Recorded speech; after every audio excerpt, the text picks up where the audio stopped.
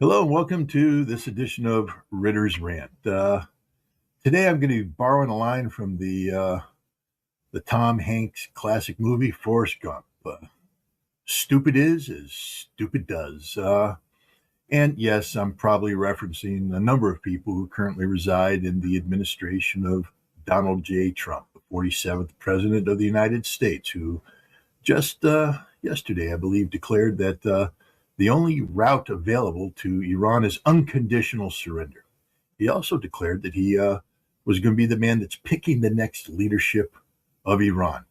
Um, you know, Sort of a glib way of referencing the fact that he is behind the assassination, the murder of Ali Khamenei, the supreme leader of Iran, a man who wasn't just involved in the governance of a sovereign nation that had been subjected to a surprise attack by Israel and the United States. Just a little footnote for all those people out there that are interested in history. On December 7th, the American people collectively bow their heads and recall the day of infamy, the day when the forces of Imperial Japan carried out a surprise attack against American naval forces and air forces in Pearl Harbor, Hawaii. I grew up in Hawaii. I've been to Pearl Harbor. I've been to the Pearl Harbor Monument, and I understand, the solemn reality of that. Our nation was betrayed. Our nation was attacked. Our nation was stabbed in the back.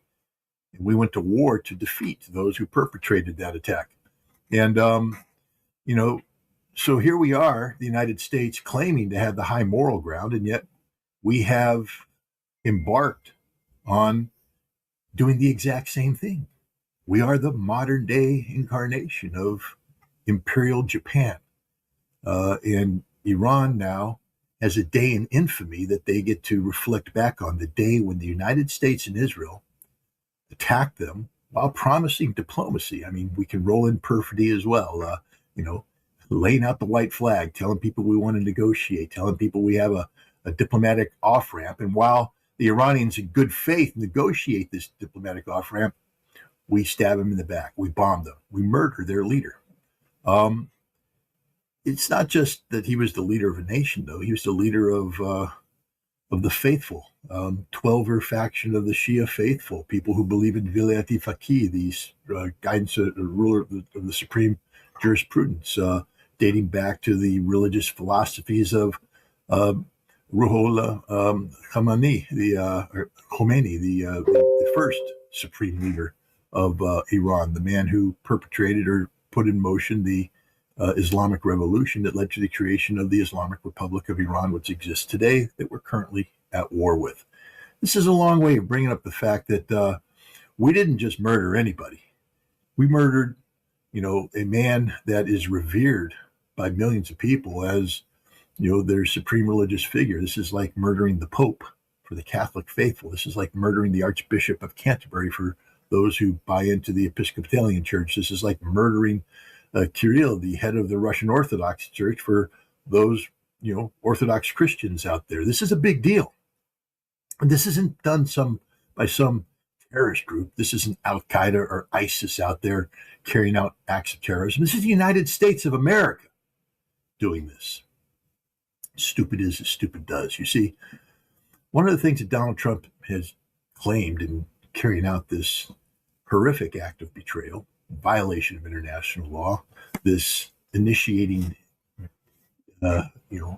point of a war of aggression, an illegal war of aggression, which again, for those historians out there, we just have to refer back to Justice Jackson, who was the prosecutor in the Nuremberg trials that put Nazi criminals on trial and had several of them executed. A war of aggression was the supreme war crime, he said, because from that, all other crimes emanate. And the United States is now guilty of carrying out an illegal war of aggression against Iran. Stupid is as stupid does. But killing Ali Khamenei isn't just dumb. I mean, it's insane. First of all, we claim that we want to eliminate the regime. That's the purpose of this. I mean, Donald Trump is talking about handpicking Iran's future, future government. Good luck, Donnie. You killed Ali Khamenei, and you killed the man that the Iranian people are now rallying around. If you thought by killing him you would have people in the streets, you're right. They're in the streets, but not celebrating his death. They're rallying around the cause of the Islamic Republic. You've made it impossible, literally impossible, for regime change to take place.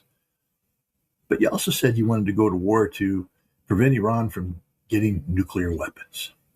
Now, let's forget the fact for a moment that your director of national intelligence, Tulsi Gabbard, testified to the United States Congress recently that Iran didn't have a nuclear weapons program, wasn't pursuing one. There was no evidence of this. And furthermore, she said it would require a political decision that hasn't been made, a political decision linked to a religious edict or fatwa issued by Ali Khamenei in 2003 and subsequently updated since then, which forbids Iran from developing, stockpiling, preparing, getting ready, doing anything related to a nuclear bomb. It wasn't just that the Iranian government didn't want it. Islam forbade it. And the basis of this, denial of access to nuclear weapons technology was a religious edict issued by Ali Khamenei. He was literally the only man standing in the way of Iran developing a nuclear bomb. You see, the perfidy that you've perpetrated against Iran dates back to betrayal that's been taking place since the Islamic Republic came into being, when the United States began, sanctioning Iran, targeting Iran, plotting against Iran. The CIA has been actively moving to replace the Islamic Republic since 1979. And we're the ones that decided that Iran couldn't have access to nuclear technology, even though Iran is a signatory to the Nuclear Non-Proliferation Treaty. Article 4 of the treaty clearly allows them to pursue the totality of the nuclear enrichment cycle, including, the building of centrifuges and spinning up the uranium hexafluoride feedstock to the, percentages necessary to create fuel for their peaceful reactors. But we said, no, you can't have it. And we did it because Israel pressured us, but that's another story. We're the ones behind the sanctioning. We're the ones that, have been punishing Iran for seeking that which all other nations who are signatories to the Nuclear Non-Proliferation Treaty are allowed to have. And Iran basically wouldn't allow that to happen. So they decided that they would pursue a nuclear enrichment program linked to peaceful nuclear use, despite the opposition of the United States, Israel, and then later on Europe, and others who fell for the propaganda of the United States and Israel that Iran was pursuing a nuclear weapons program, when in fact Iran wasn't, and there's no evidence, and there never has been any evidence linking Iran to such a program. But it doesn't matter because there was a fatwa issued by Ali Khamenei. Now, because of the continued betrayal of Iran at the hands of the United States and Israel, because this betrayal was beginning to manifest itself in an existential threat to Iran, meaning that Israel was talking about joining with the United States to eliminate the Iranian government. There was talk within Iran about, maybe they should develop a nuclear bomb. In the fall of 2024, there were many people pressuring Ali Khamenei to revisit his fatwa. There were people who were saying that Iran should position itself as a nuclear threshold state, and they did this. They enriched their uranium stockpiles. They acquired 450 kilograms of 60% enriched uranium, still considered to be low levels of uranium, not useful for nuclear weapons, but they're only now 1 or 2 enrichment cycles away from having the 90% plus enriched uranium necessary to create the fissile core for a nuclear bomb. There were people that were advising Khamenei to create the conditions that would allow Iran to transfer to a nuclear weapons program should an existential threat exist. And indeed, that appears to have occurred. While Khamenei did not reverse his fatwa, he did acknowledge that under certain circumstances, a fatwa could be reversed, could be ignored, if, for instance, there was an existential threat to Iran's survival as an Islamic Republic posed by nations possessing nuclear weapons, who may in fact threaten Iran with those nuclear weapons. Stupid is as stupid does. We killed Ali Khamenei, and now we're attacking him. 2 nuclear power states, the United States and Israel. And guess what? The Iranian resistance is such that we may have to use nuclear weapons to break their resistance. So now what do the Iranians do? Stupid is as stupid does. You see, we had entered into negotiations with Iran ostensibly in good faith. We now know that that's not the case. We never did. We made the decision to attack before we began the negotiations, and negotiations were purely designed to lull Iran to a false sense of complacency while setting a point on the calendar from which we would bomb, a point that would take place prior to any deal being finalized. Now, the Iranians, warned the American, negotiators, Jared Kushner, the overqualified son of Donald Trump, who has a degree in nuclear physics and has been involved. Wait a minute, he has none of that. He's just a corrupt real estate broker. And Steve Witkoff, who worked in the U.S. National Security Labs, no, he didn't do that either. He's just another corrupt New York real estate broker. So we have two corrupt real estate brokers working for a president whose only background is corrupt real estate broker, now talking to the Iranians about their nuclear weapons program. So the Iranians put them on notice. We got 450 kilograms of 60% enriched uranium that puts us as a threshold nuclear state. You guys might want to take this negotiation seriously, because the Iranians did. And you know what they did?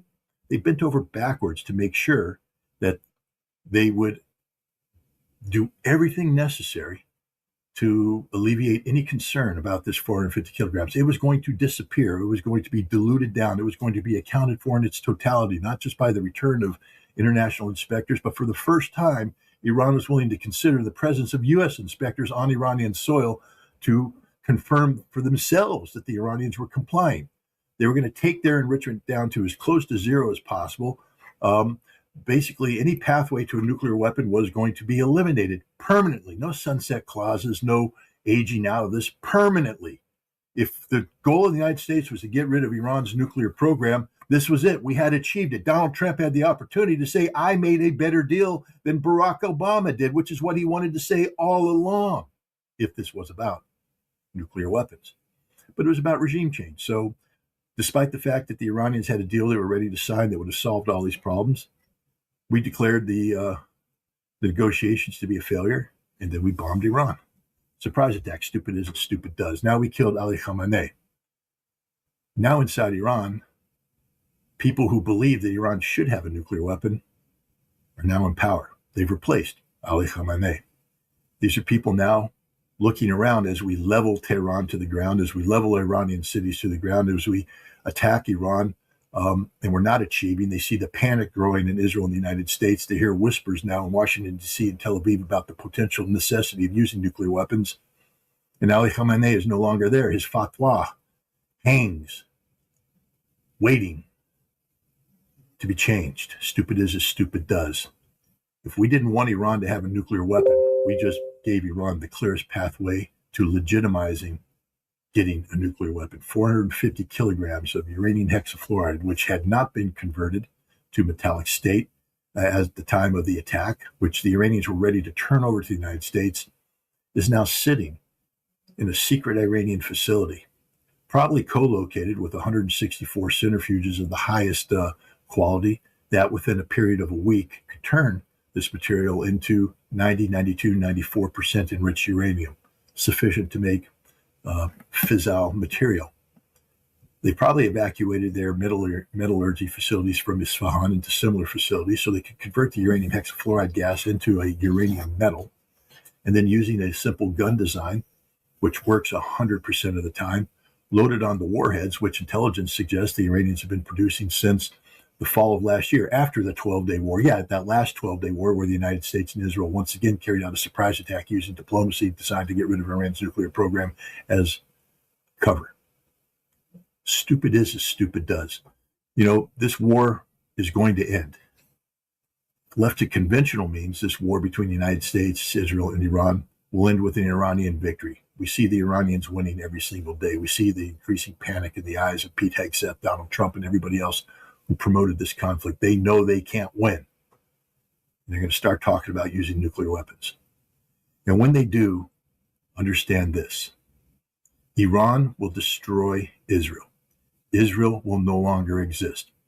Iran has the capability of producing between 5 and 10, some say 11, nuclear weapons of 15 to 20 kilotons each. These are weapons as large or larger than the weapons dropped on Hiroshima and Nagasaki. If Iran has missiles today that can strike Israel at will, the Fatah 4, you put a nuclear warhead on that, You've eliminated Tel Aviv. Another one eliminates Haifa. Another one eliminates any other Dimona. You can eliminate all the population centers. Beersheba in Israel will no longer exist. And one of those weapons will find its way into a container on a container ship that'll make its way to an American harbor and detonate, whether it's Boston, Baltimore, New York City, it doesn't matter.